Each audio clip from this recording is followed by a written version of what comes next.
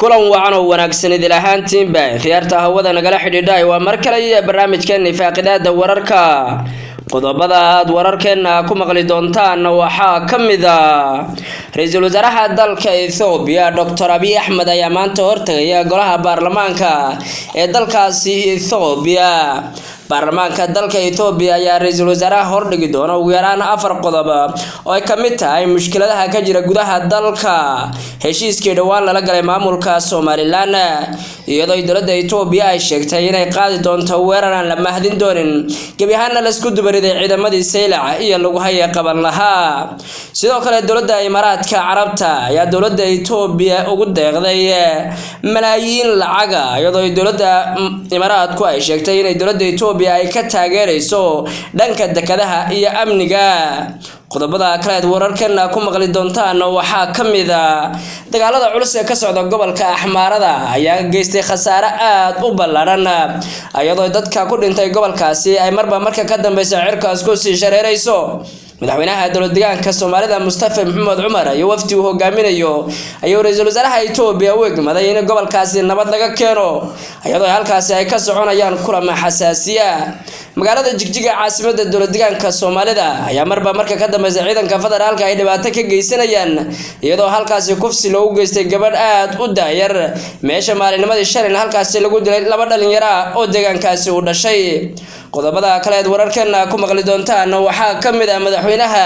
Awdal State ayaa gaaray magaalada Muqdisho ee caasimadda dalka Soomaaliya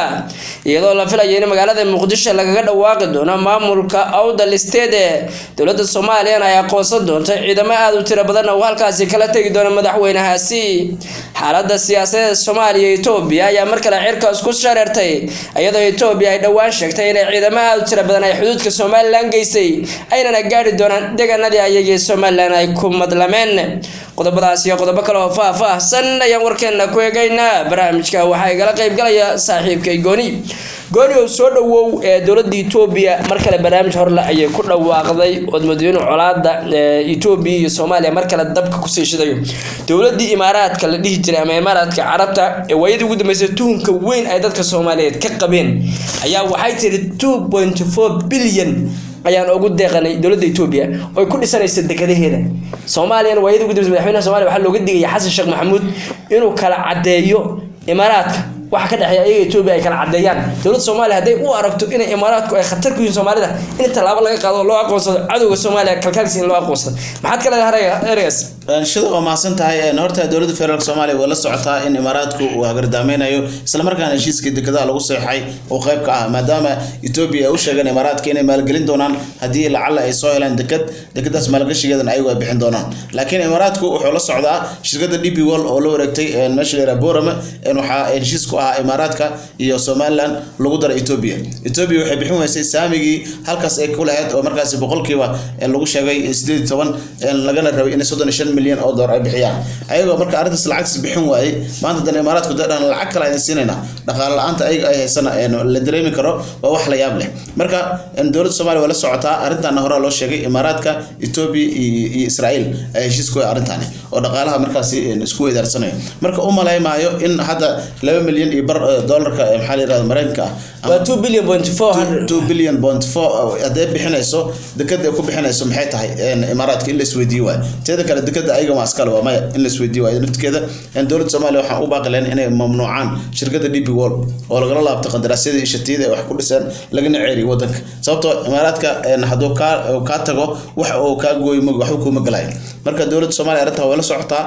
dadka Soomaaliyeed oo u sheegan saxaabada meel bano kala hadalna waxaan u maleynaa in qalad weyn arintaas uu ka jiro dowladuna ay ka hurdo arintaasi Imaaraadku ciidamo IBL wax ma tareysay dhawaatada ay soo wadaan kamid ah aad u fara badan waxaana kamid ah lacagtan faraha badan ee ku farqayaan Ethiopia waa arin xasaasiye dibkeedana la heshido wad maasanta Goonow dadku waxay leeyihiin dowladda Ethiopia waxay shidaal waxay ku shubatay inay ku dhaqaaqdo lacagtan Ethiopia waa dowlad military dowlad maaha inta badan hatta adduunka dhan lacag ku leeyahay Ethiopia waa dawladda saddexaad ee Afrika deynta lagu leeyahay deymaha dadka kula yaal lacag ka qaadana balanta kama soo baxdo imaaraadka lacagtana ka qaadaysa waxay u adeegsanaysaa dagaalka deked baan ku dhisnaa laakiin barnaamijku yaa qaranka loogu duwaya laakiin ayagu waxay rabaan dhul iyo bad ay ku qabsan taas oo ga muhiimsan oo dagaalka ay gelinayaan sababtoo ah dhaqaale aad u tiro badan oo hore loogu deeqay Tigray bay kula dagaalameen baa la yiri oo lacag badan baa lagu leeyahay oo dawladda China ay ku leeyihiin iyo lacagii oo dhan waxa la dagaal bay geliyeen oo axmaaradan lagu dagaalamo Tigray lagu dagaalamo haddana lacagtan waxa la leeyahay waa lacagta la rabay gaadiidka in lagu dhaqaajiyo oo Ethiopia ay suugaysay maanta lacagtii timid waana Ethiopia waa timaaloo shalan ay tiri ciidamada way diyaar garoobeen xuduudka Soomaaliland bana joogaan wayna tagi doonaan deegaanadii soo lama dhigi karo imaaraadku ayaga colaad dabad ka riixay waa u badan tahay mar hadii lacag ay siiyaan in colaad dabad ka riixay waa muuqataa teeda kale nimanka 139 bilyan oo dollar lagu leeyahay marka ilama ahan 2.9 million 2.9 bilyan in markaas deeqayso Ethiopia kuma filnaba sababtoo 120 milyan oo gaajeysan oo markaas dhibaato badan ku jiro oo mushaar la'aan ay hayso oo markaas ay dhexdooda isdagaalsan oo malama inay wax u tiri doonto laakiin hadii lacag ku soo dhaqaaqaan oo ay dagaal ku soo galaan oo Soomaalida ay la soo aadaan lacagtaas hadda ay heleen waxa u malaynaa inay dhibaato un kala kulmi doonaan sababtoo Soomaalida 2.9 bilyan iska dhaafay 10 bilyan iyo 20 bilyan ay bixin karaan Soomaalida waa dad taajiriin ah wada markaas noloshooda u hura